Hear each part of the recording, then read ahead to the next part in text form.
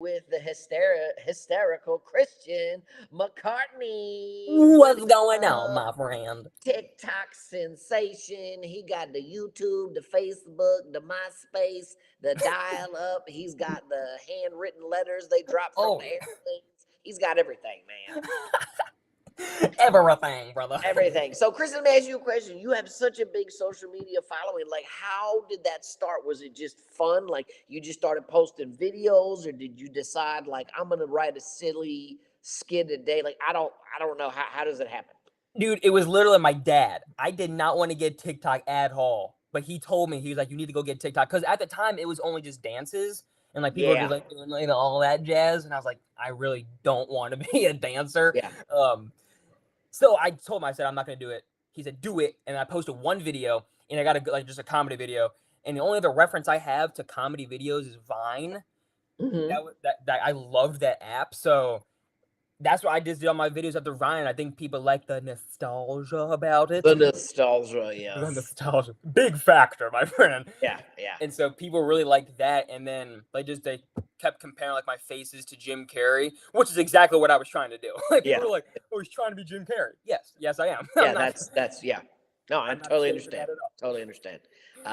Well, that's awesome. And then it kind of snowballed from there. You kind of get more and more and more stuff. And well, that's awesome. I always tell people it's such a unique thing to meet people because some people that have large followings, they're like, this is a distinctive thing. Like every day I wake up and I write and I create and I film. And then Yeah. some people are like, I just go outside with my camera and I look at birds. And I'm like, Yep.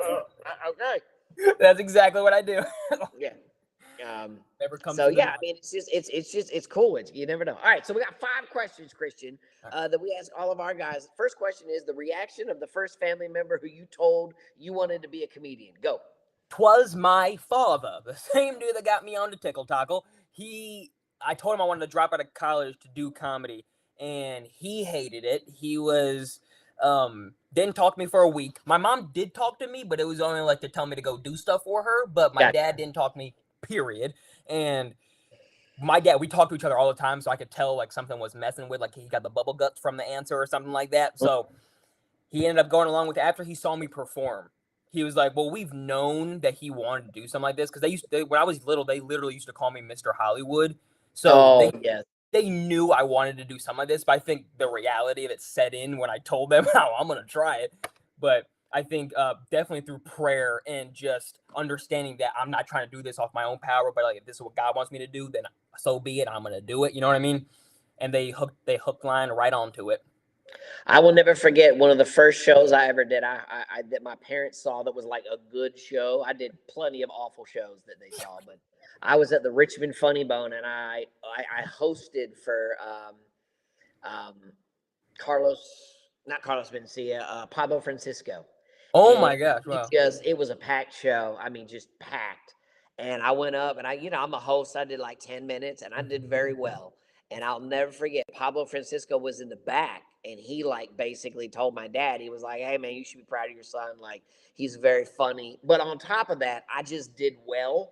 You know what I'm saying? Like they showed up, and there were people there that were there to see the specific art form that I was doing. Because Yes. sometimes, like, you're in a Mexican restaurant and people are like, oh, is there a mariachi band? And you're like, nah, I Yeah. got these jokes for you. These jokes coming at you with those tacos, Dude, that is so like, true.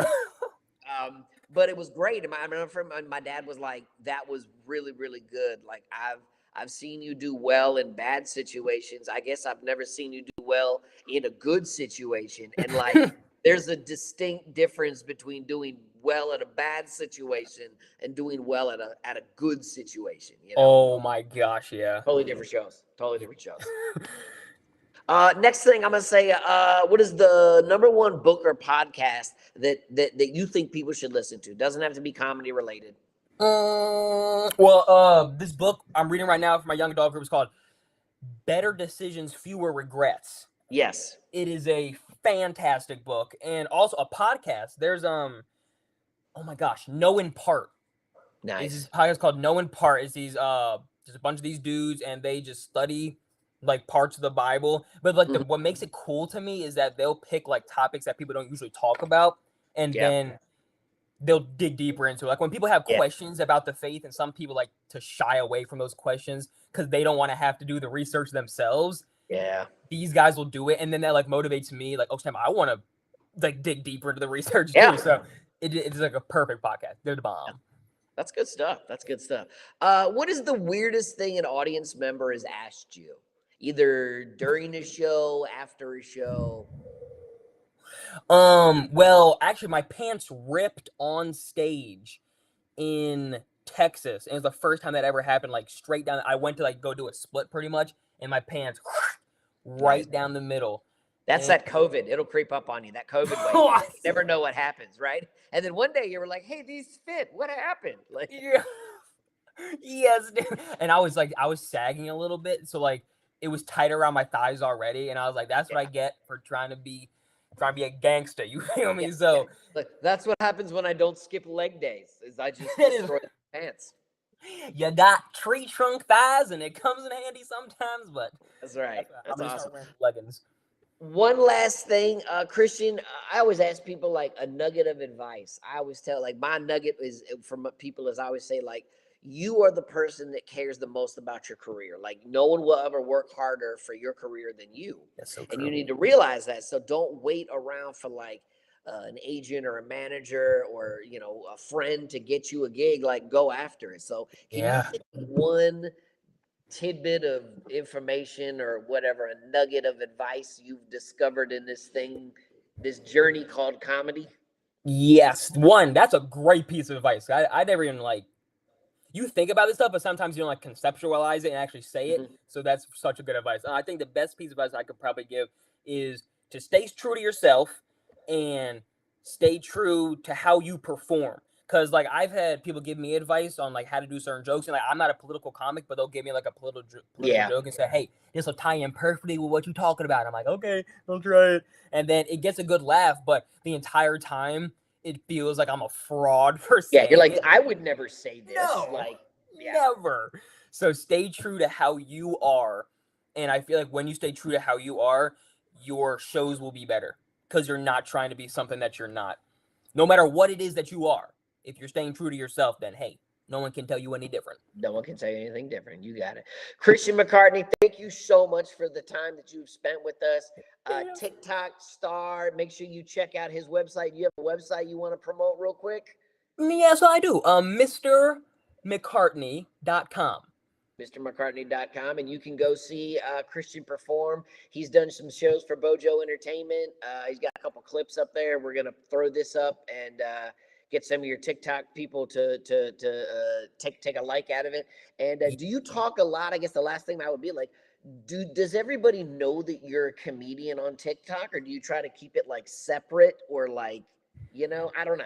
I try to integrate it Okay. so much because like I want these people to come out to shows, but Yes, it of course. is so difficult to get them to other apps because like people go to TikTok to be entertained. They don't care about Yeah. who's entertaining them. They just want to be entertained. But people go to your Instagram to find out about you. So I'm trying to convert these followers on TikTok over to Instagram so they can see Yes. about where I'm posting on my shows and where I'll be at. Because even if you post anything about promotion on TikTok, bam, they shadow ban the mess out of you. They're like, oh, is this person trying to better themselves? Not on our watch. Oh, And they're they'll trying to just, sell tickets and delete. yeah, yeah, that's exactly right. So I definitely, and then what I try to do is respond to people on Yes. Instagram. Like I'll say, I put in my bio on TikTok, I say, I respond to followers on Instagram. Like saying, hey, if you guys want to talk to me, one, I'll respond to you. And if you follow me, that helps even more because then if they're willing to if they're willing to message me, then they're most likely willing to come out to a show. Yes, I agree with it. Well, Yeah. ladies and gentlemen, Christian McCartney, wisdom coming from a young man who has had a lot of success early on, and that's awesome. So, Christian, we're very, very proud of you. Thank you. Check out his website, and we will see you down the road at some live comedy events. Ladies and gentlemen, this is Lucas Bone Bojo Entertainment with Christian McCartney. I will see you in the next interview. Thank you so much. Christian, thank you. Goodbye. Thank you, my friend. Peace.